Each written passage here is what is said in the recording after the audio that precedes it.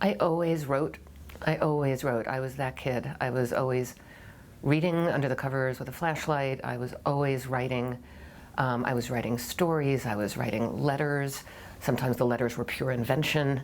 I worried that I might be a liar. I didn't realize that you could just be a storyteller. But I had that instinct. Writing sort of soothed something in my soul. It made me feel less alone. I was an only child. It made me feel that I had a companion in some way. And yet I had no idea that it was possible to become a writer. The writer Ann Hood is a friend of mine, and she tells the story of growing up in Providence, Rhode Island, and going to one of her high school teachers and saying, "I want to be a writer." And her teacher said, "You can't be a writer."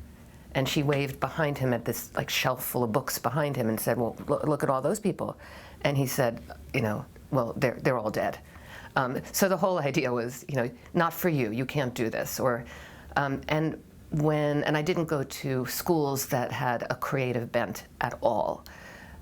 But when it was time to go to college, I went to Sarah Lawrence.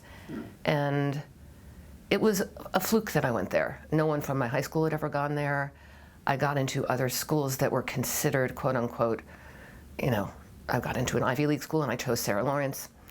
And when I got there, there was this world of professors teaching writing there who, because Sarah Lawrence is so near New York City, so Grace Paley was teaching there. And I got to know Grace quite well.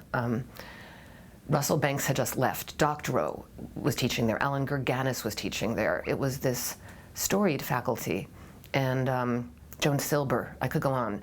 And these people, but especially the women, I studied them the same way I had studied my mother's friend Beverly years earlier. And I saw, oh, so Grace Paley is a wife and a mother and a grandmother, and she's a political activist. Often there would be a note outside the workshop door that said, "Class is canceled, Grace is in jail," for social activism, political activism. And I saw that she was able to produce these magnificent stories, this incredible body of work, and teach and be a mentor and be a role model. And so at that point I thought, well, I didn't think I could do this, but I thought this can be done again.